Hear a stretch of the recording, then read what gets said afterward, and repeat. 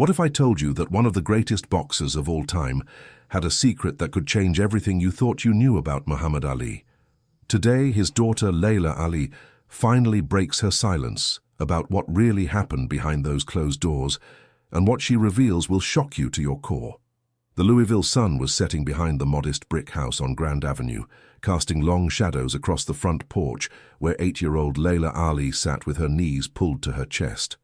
Inside, she could hear the familiar sound of her father's voice, but tonight it was different. Tonight, Muhammad Ali's voice cracked with an emotion she had never heard before. The man who had faced down Sonny Liston, who had stared into the eyes of Joe Frazier without flinching, was crying. Laila pressed her ear against the screen door, her small hands gripping the metal frame. Through the gap, she could see her father sitting at the kitchen table, his massive hands covering his face.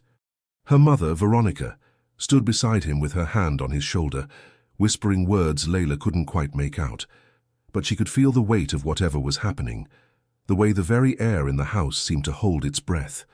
"Daddy always told us he was the greatest," Laila would later recall, her voice steady but her eyes distant. "But that night, I saw him as just a man who was scared, who was hurting, and who was trying to figure out how to tell his children that everything was about to change." The year was 1984, and Muhammad Ali had been retired from boxing for 3 years. To the world, he was still the greatest, still the man who had floated like a butterfly and stung like a bee. But behind the closed doors of their home in Louisville, the Ali family was grappling with a reality that would remain hidden from the public for years to come. Muhammad's hands had begun to shake, subtly at first, then more noticeably. His speech, once rapid-fire and razor-sharp, had begun to slow. The doctors had words for it, medical terms that seemed too clinical, too cold for a man who had been larger than life. Laila watched as her father stood up from the table, his movements slower than she remembered. He walked to the window and stared out at the street where neighborhood kids were playing basketball under the streetlights. For a moment he just stood there, and Laila could see his reflection in the glass, the way his jaw was set with determination, even as his body betrayed him. "You know what the hardest part was?" Layla's voice breaks slightly as she remembers. It wasn't watching him struggle with his speech or seeing his hands shake. It was watching him try to hide it from us kids. He would practice in front of the mirror, trying to control his voice, trying to steady his hands. He didn't want us to see him as anything less than our hero. The next morning, Muhammad gathered his children around the breakfast table. Laila remembers the smell of her mother's pancakes mixing with the scent of her father's cologne, the way the morning light streamed through the kitchen windows and caught the dust motes dancing in the air. It should have been a normal Saturday morning, but nothing about that day would be normal. "My children," Muhammad began, his voice carefully measured, "your daddy needs to tell you something important." Laila looked around the table at her siblings, seeing her own confusion reflected in their faces. Muhammad's hands were folded in front of him, and she noticed how he pressed them together to keep them still. "The doctors, they've been running some tests," he continued, pausing to take a deep breath, "and they've told me that I have something called Parkinson's disease. Now I want you to understand that this doesn't change who I am. I'm still your father, I'm still Muhammad Ali, and I'm still going to be here for you every single day." The silence that followed was deafening. Laila felt her world tilt slightly, like when you stand up too fast and everything goes dizzy for a moment. She had heard whispers, had seen the way adults looked at her father lately with a mixture of admiration and something else, something that looked like pity. Now she understood. "What does that mean, Daddy?" she asked, her voice small in the big kitchen. Muhammad reached across the table and took her hand in his. Even then she could feel the slight tremor, but his grip was still strong, still reassuring. "It means that sometimes my body might not work the way I want it to. My hands might shake a little, and I might talk slower than I used to. But up here," he tapped his temple with his free hand, "up here I'm still the same man who taught you to throw a jab, who told you that you could be anything you wanted to be." What Laila didn't know then, what none of them knew, was that this conversation was just the beginning. Over the next few months, she would watch her father navigate a world that suddenly seemed determined to count him out. She would see him struggle with simple tasks that had once been effortless. Watch him practice speaking in front of the mirror when he thought no one was looking. Witness the frustration that would flash across his face when his body wouldn't cooperate with his mind. But she would also see something else, something that would shape her understanding of strength for the rest of her life. She would see her father refuse to give up, refuse to let this disease define him or diminish his spirit.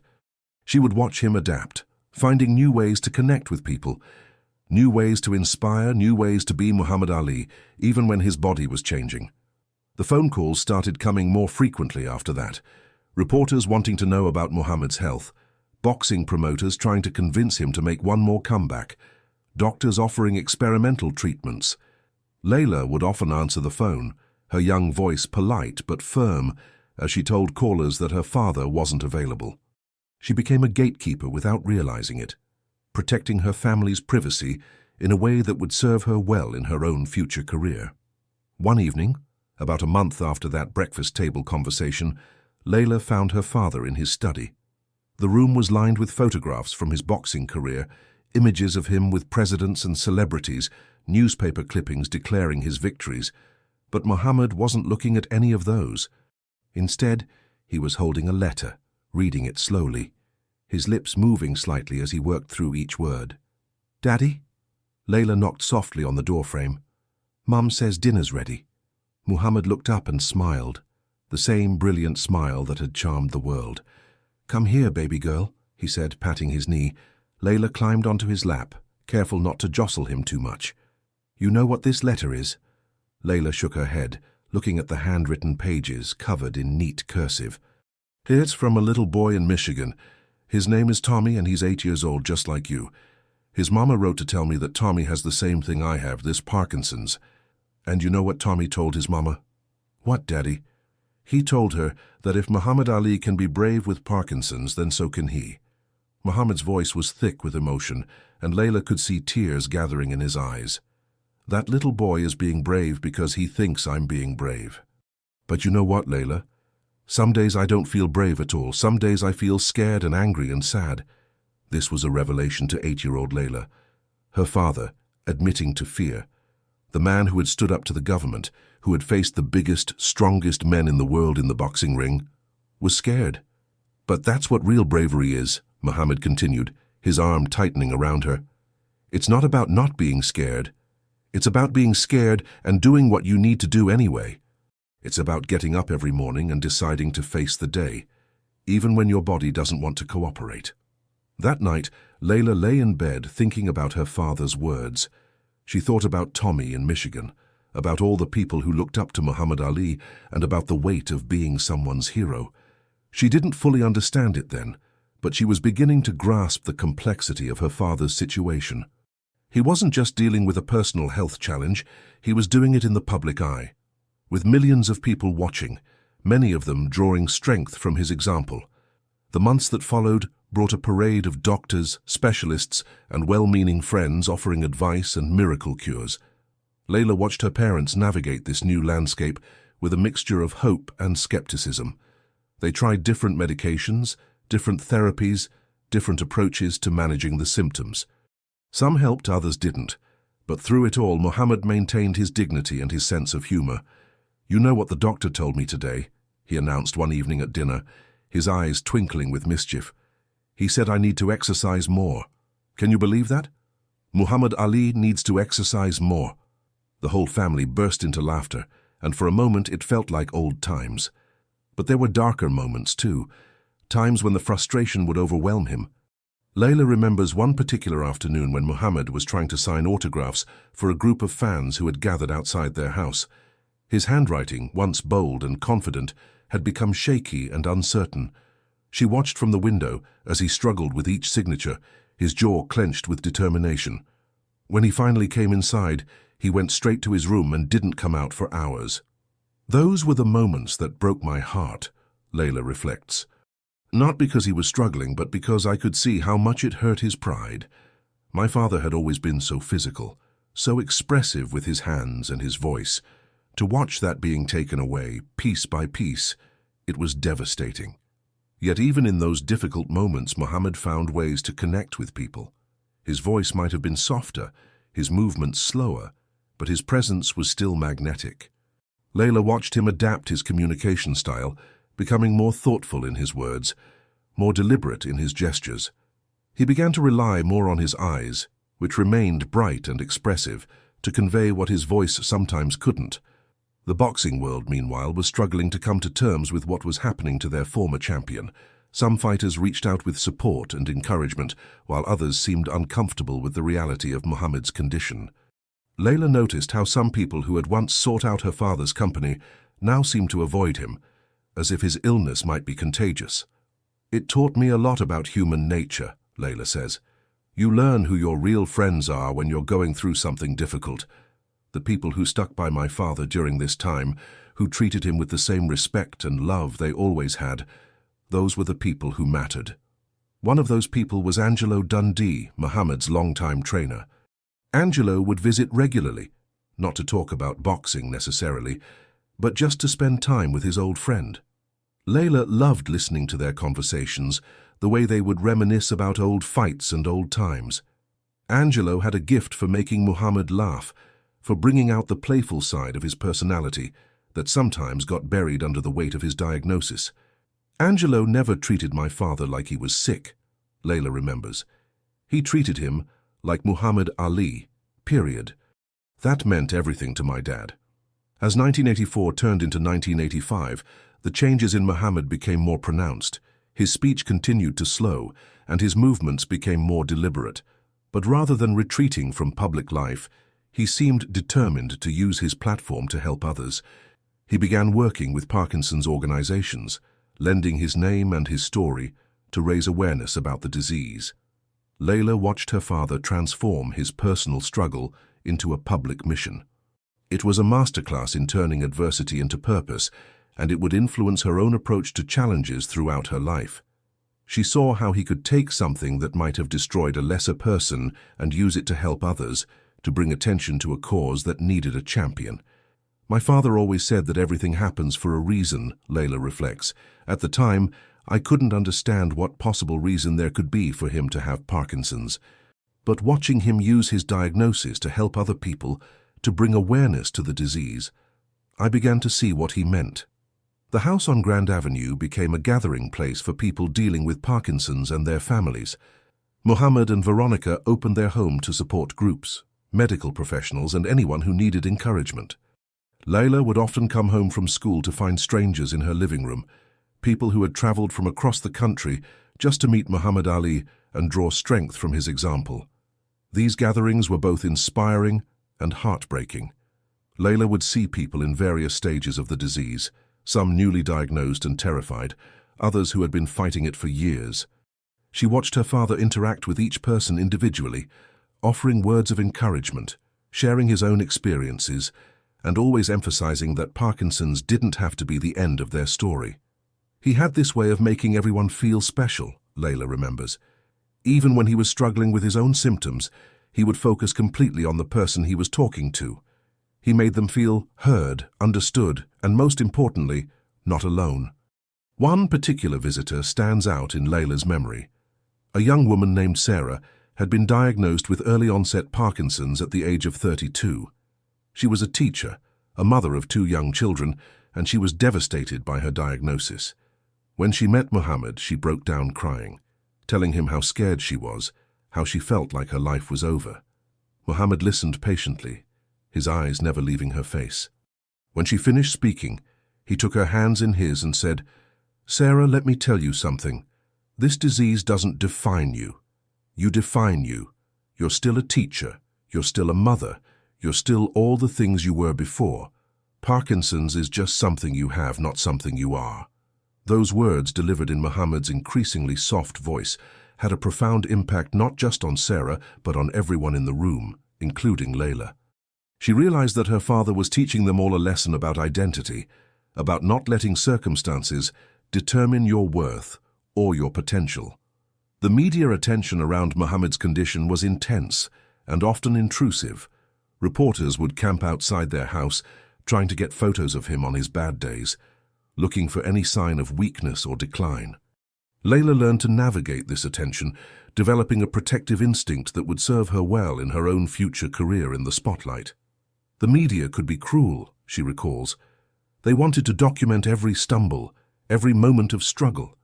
It was like they were waiting for him to fall apart so they could have their story. But my father never gave them what they were looking for. He maintained his dignity no matter what. There were times when the family considered moving away from Louisville, finding somewhere more private where they could deal with Muhammad's condition away from the constant scrutiny. But Muhammad was reluctant to leave. Louisville was his home, these were his people, and he felt a responsibility to be visible, to show that people with Parkinson's could still live full, meaningful lives. He understood that his visibility was important, Laila explains. There were people all over the world who were watching how Muhammad Ali dealt with Parkinson's. If he hid away, what message would that send? Instead, he chose to be an example of how to face adversity with grace and courage. This decision wasn't easy on the family.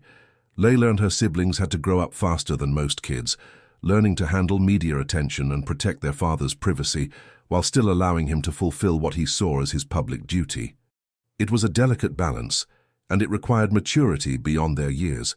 School became both a refuge and a challenge for Laila. On one hand, it was a place where she could be just another kid, where her father's fame and illness didn't define her. On the other hand, she was constantly aware that her classmates and teachers were watching her, looking for signs of how the family was coping. I learned to compartmentalize early, she says. At school, I focused on being a student. At home, I was Muhammad Ali's daughter with all that entailed.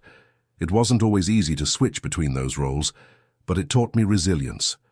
Her teachers were generally supportive, understanding the unique pressures she faced. But there were also moments of insensitivity, times when people would ask inappropriate questions about her father's health or make comments about his condition. Laila learned to handle these situations with the same grace her father showed in dealing with the media. One incident that particularly stuck with her happened during a school assembly about famous Americans.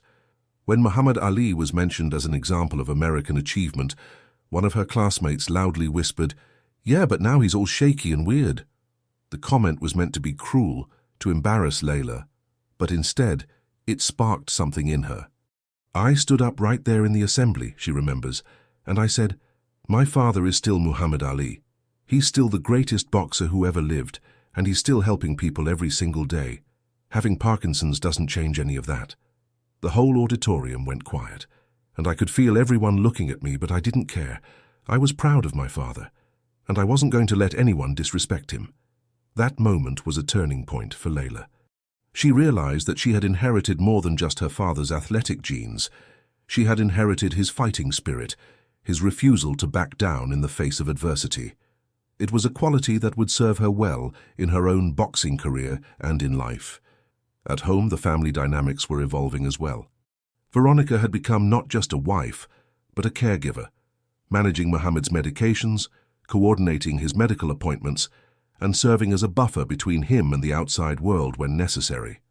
Laila watched her mother handle these new responsibilities with grace and strength, never complaining, always putting Muhammad's needs first.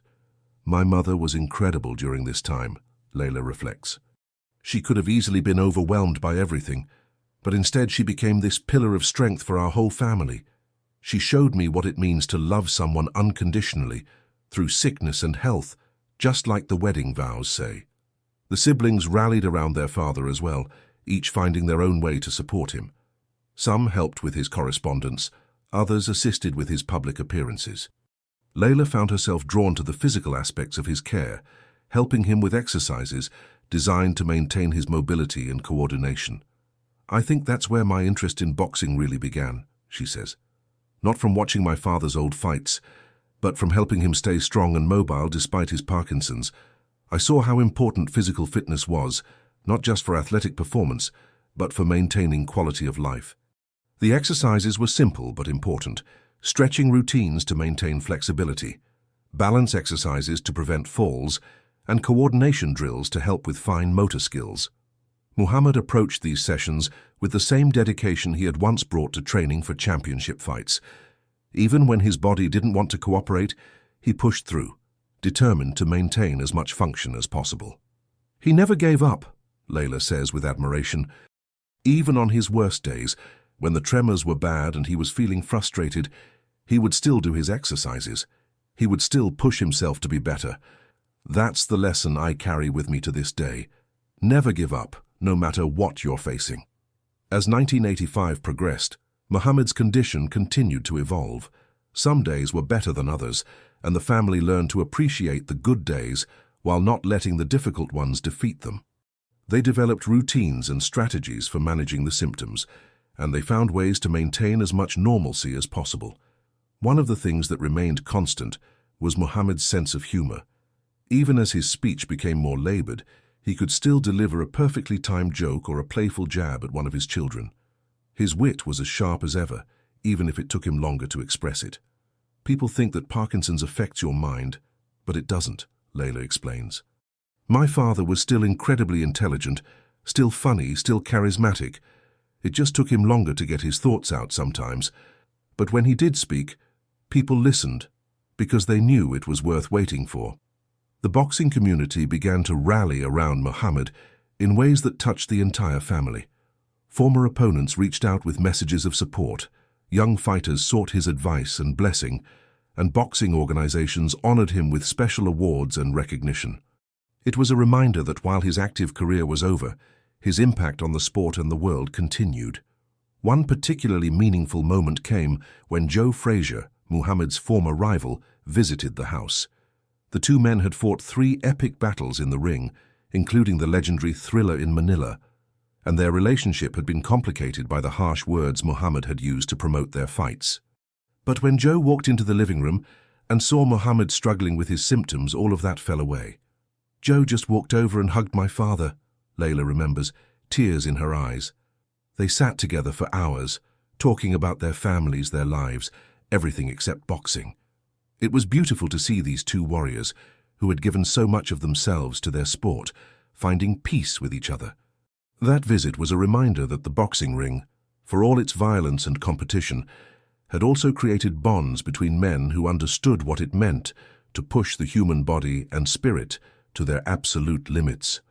Muhammad's illness had stripped away the artifice and showmanship, revealing the genuine respect and affection that existed between him and his former opponents. As the year drew to a close, the Ali family had settled into their new reality. Muhammad's Parkinson's was a fact of life now, something they dealt with every day but didn't let define them. They had learned to adapt, to find joy in small victories, and to appreciate each other in ways they might not have before. For Laila, this period was formative in ways she wouldn't fully understand until years later. She was learning lessons about courage, dignity, and perseverance that would shape her character and influence every major decision she would make in her life. She was watching her father face the greatest challenge of his life with the same determination he had brought to the boxing ring, and she was absorbing those lessons at a cellular level. I didn't know it at the time, she reflects, but I was getting the best education in mental toughness and resilience that anyone could ask for. My father was teaching me how to be a fighter, not just in the ring, but in life. The house on Grand Avenue had become more than just a home.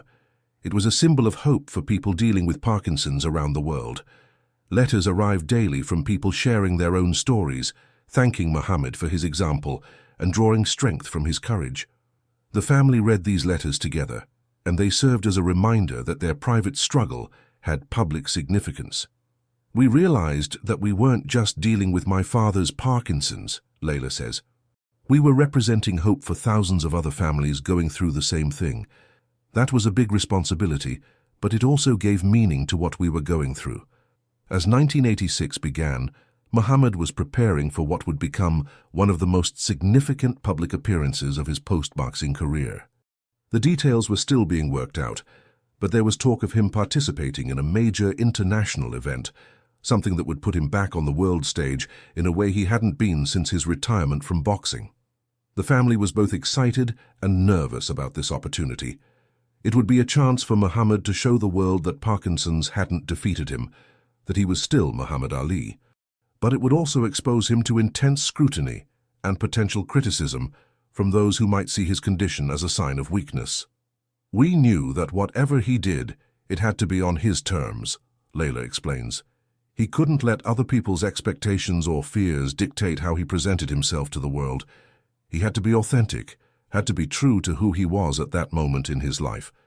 The discussions about this appearance would dominate family conversations for months to come, as they weighed the potential benefits against the risks, considered how to present Muhammad in a way that honored both his legacy and his current reality. It was a decision that would have far-reaching implications, not just for Muhammad, but for how the world understood and related to people living with Parkinson's disease. But that's a story for another day.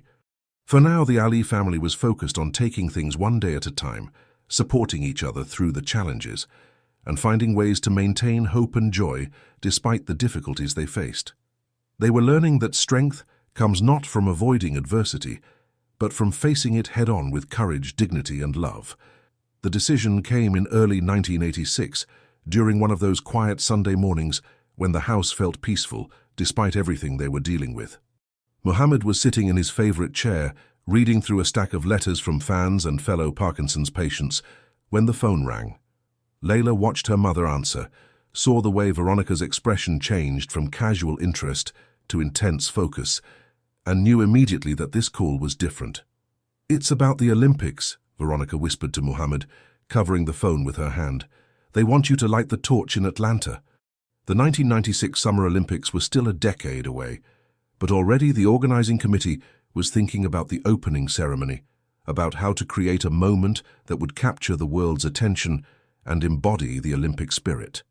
And they wanted Muhammad Ali to be the centerpiece of that moment. Laila felt her heart skip a beat. The Olympics, the torch lighting. It would be the most watched moment in sports, broadcast to billions of people around the world. And they wanted her father, with his shaking hands and slowed speech, to be the face of that moment. "What did you tell them?" Muhammad asked after Veronica hung up the phone. "I told them we'd think about it," she replied, but Laila could see the excitement in her mother's eyes, the way she was already imagining what it could mean.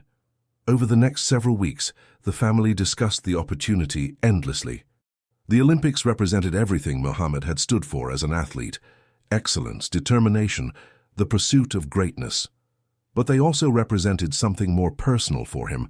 He had won Olympic gold in 1960 as Cassius Clay, an 18-year-old kid from Louisville with dreams bigger than anyone thought possible. Returning to the Olympics as Muhammad Ali, as a man who had faced down not just opponents in the ring, but also his own government and now a degenerative disease, would complete a circle in the most profound way. "I remember sitting at the kitchen table one night, watching my parents talk through all the implications," Laila recalls. "My father was quiet for a long time, just thinking. Finally, he looked at my mother and said, 'If I can help people understand that Parkinson's doesn't have to be the end of your story, then I have to do it.' But the decision wasn't just about Muhammad.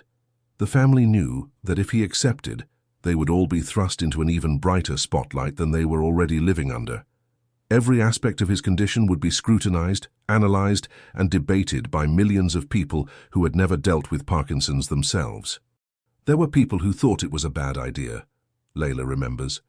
"They worried that seeing my father struggle with the torch would be too painful, too sad. They wanted to remember Muhammad Ali as the young, vibrant champion, not as an older man dealing with illness." Those concerns weren't entirely unfounded.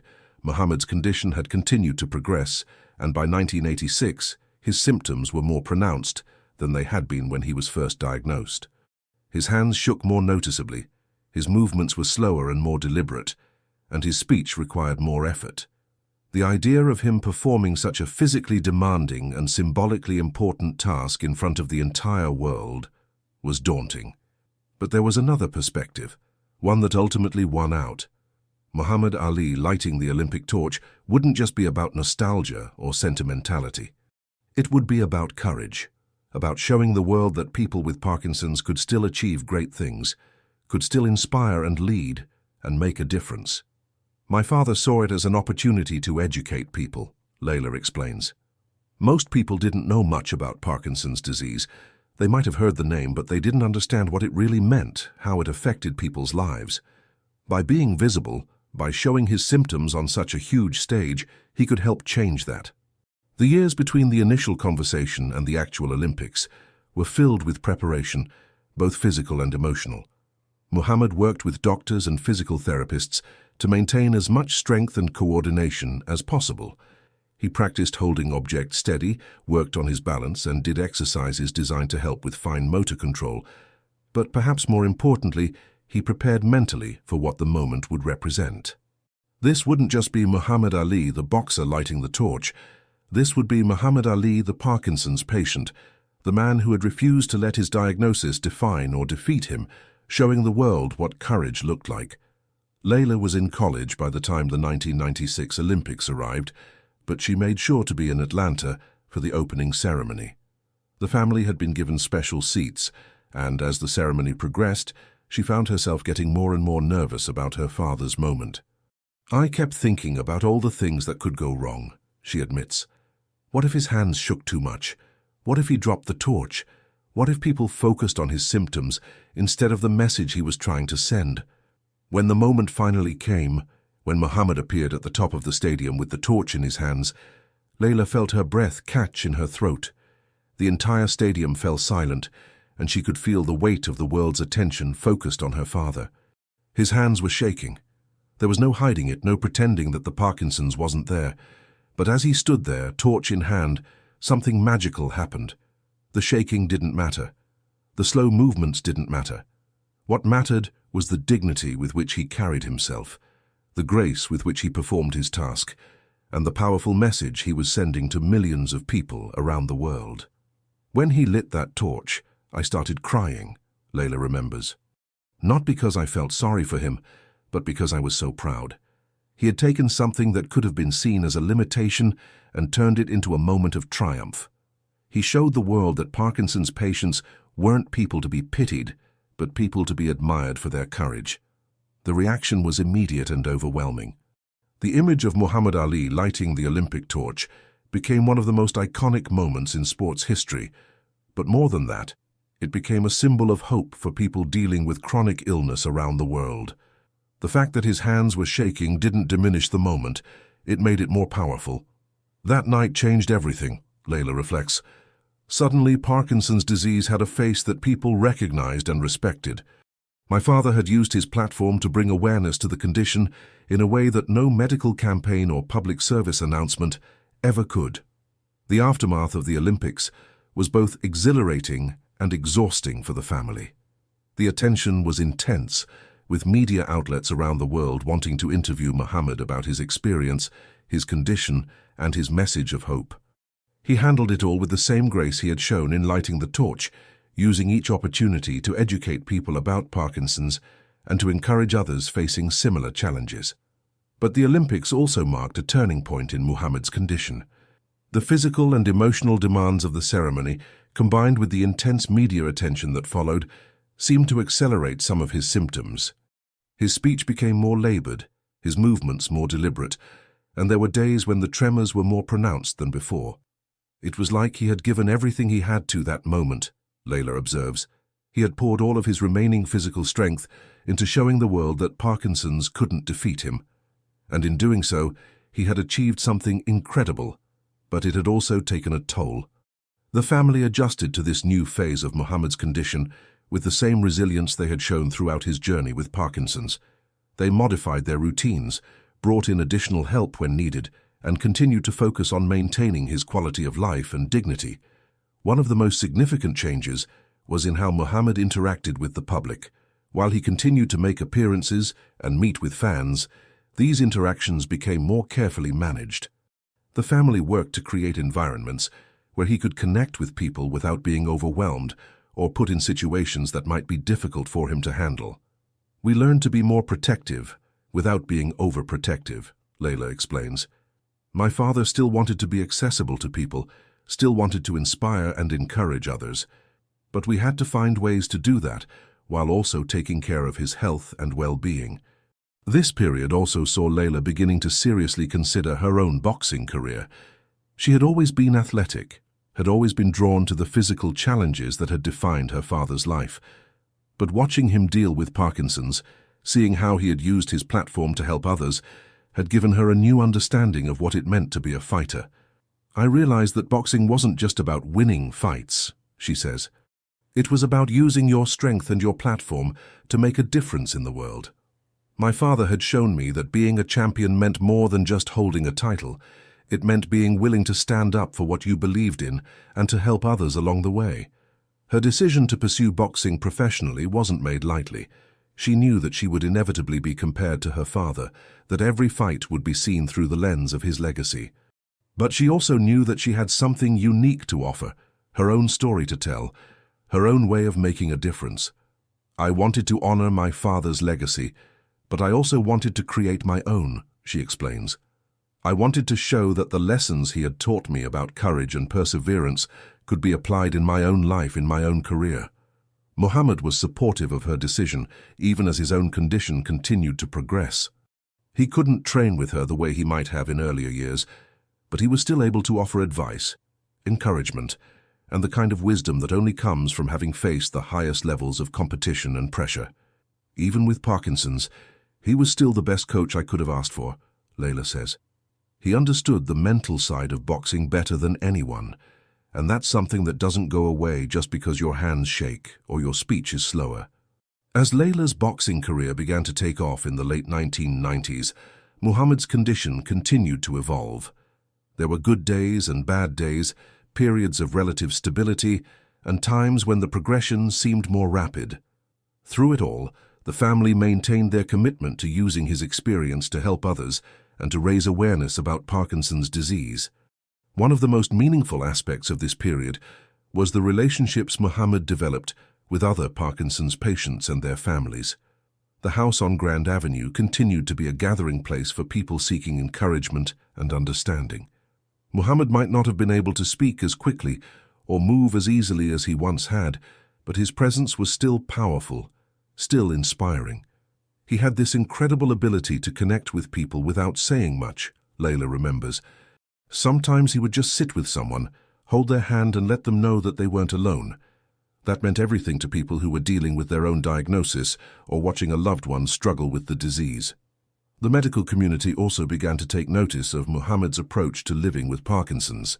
His commitment to staying active, his positive attitude, and his refusal to let the disease define him became a model for other patients. Doctors would refer newly diagnosed patients to interviews and articles about Muhammad, using his example to show that a Parkinson's diagnosis didn't have to mean the end of a meaningful, productive life. My father became an unofficial spokesperson for the Parkinson's community, Laila notes, not because he sought out that role, but because his example was so powerful. He showed people that you could live with dignity and purpose even with a progressive neurological condition. This role came with responsibilities that the family took seriously. They worked with medical organizations, participated in research studies, and supported fundraising efforts for Parkinson's research. Muhammad's name and story became associated with hope and progress in the fight against the disease. But perhaps the most important impact was on individual families dealing with Parkinson's. Letters continued to pour in from around the world, from people who had drawn strength from Muhammad's example, who had found the courage to face their own diagnosis because they had seen how he faced his. One letter that really stuck with me was from a woman whose husband had just been diagnosed, Laila recalls. She wrote that she had been devastated, had felt like their life was over. But then she saw my father light the Olympic torch, saw how he carried himself with such dignity despite his symptoms, and she realized that they could get through this, that their story wasn't over. It was just changing. As the new millennium approached, Muhammad's condition had progressed to the point where public appearances became more challenging. His speech was more labored, his movements more limited, and there were days when the tremors were particularly pronounced. But his spirit remained strong, and his commitment to helping others never wavered. The family made the difficult decision to reduce his public schedule, focusing on the appearances and activities that were most meaningful to him and most beneficial to the causes he cared about. This wasn't a retreat from public life, but rather a more strategic approach to using his remaining energy and strength in the most impactful ways possible. It was about quality over quantity, Laila explains. We wanted to make sure that when my father did make public appearances, he was able to give his best, to really connect with people and make a difference. That meant being more selective about when and where he appeared.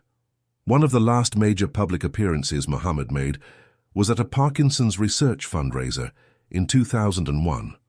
His speech was slow and sometimes difficult to understand, but his message was clear. Never give up, never let circumstances define you, and always look for ways to help others who are facing similar challenges.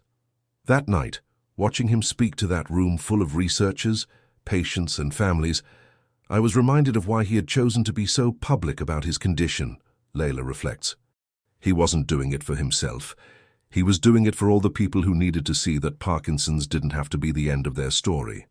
The years that followed were quieter, but no less meaningful. Muhammad continued to receive visitors at home, continued to inspire people through his example, and continued to be a source of strength for his family.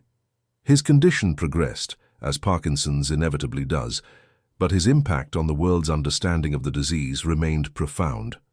Laila's own boxing career flourished during this period, and she often spoke about how her father's example had shaped her approach to competition and life. She retired undefeated, having won multiple world championships, but more importantly, having used her platform to advocate for women's rights and to continue her father's legacy of standing up for what she believed in. "Everything I accomplished in boxing, I owe to the lessons my father taught me," she says. Not just about fighting, but about courage, about perseverance, about using whatever platform you have to make a positive difference in the world. When Muhammad passed away in 2016, the world mourned not just the loss of a great athlete, but the loss of a man who had shown millions of people how to face adversity with dignity and grace. His battle with Parkinson's had lasted more than 3 decades, and throughout that time, he had never stopped fighting, never stopped inspiring, never stopped showing others what courage looked like. The last conversation I had with my father was about legacy. Laila remembers, her voice soft with emotion. He told me that he hoped people would remember him not just as a boxer, but as someone who tried to help others, someone who never gave up no matter what he was facing. So I think he achieved that and so much more. Today, as Laila looks back on those years of watching her father battle Parkinson's disease, she sees them as some of the most important of her life. They taught her lessons about strength, resilience, and the power of the human spirit that no boxing match could have provided. "People often ask me what it was like to watch Muhammad Ali deal with Parkinson's," she says. "They expect me to say it was sad or tragic, but the truth is, it was inspiring. Yes, it was difficult to watch him struggle with his symptoms, but it was also incredible to see how he refused to let the disease defeat him, how he used his experience to help others, how he maintained his dignity and his sense of purpose, even as his body betrayed him." The impact of Muhammad's approach to living with Parkinson's continues to this day. Research into the disease has advanced significantly. Treatment options have improved, and public understanding and awareness have grown dramatically. Much of that progress can be traced back to the courage of one man who chose to face his diagnosis publicly, who refused to hide away, and who used his remaining years to make a difference in the lives of others. "My father always said that service to others is the rent we pay for our room here on earth," Laila concludes. Even with Parkinson's disease, even when his body wasn't cooperating, he never stopped paying that rent. He never stopped serving others, never stopped trying to make the world a better place. That's the real legacy of Muhammad Ali, and that's what I hope people remember most about him. The house on Grand Avenue is quieter now, but the lessons learned within its walls continue to resonate around the world. Muhammad Ali's battle with Parkinson's disease wasn't just a personal struggle. It was a masterclass in how to face adversity with courage, dignity, and grace. And for his daughter Laila, it was the greatest education she could have received about what it truly means to be a champion. As she often tells people who ask about those years, "My father taught me that being the greatest isn't about never falling down. It's about how you get back up, how you help others get back up, and how you use whatever strength you have left to make a positive difference in the world." That's what he did with Parkinson's, and that's what I try to do in my own life every single day. The silence has been broken, the story has been told, and the world is better for having witnessed the courage of Muhammad Ali in his final fight, not against an opponent in a boxing ring, but against a disease that threatened to diminish his spirit, but never succeeded in defeating it. Hey, my friends, help me by subscribing to the channel so we can reach 1,000 subscribers, even if you're watching from your TV or computer. Your subscription makes all the difference, and the algorithm will help you see more amazing stories. Leave a like or an emoji in the comments and be part of this growth.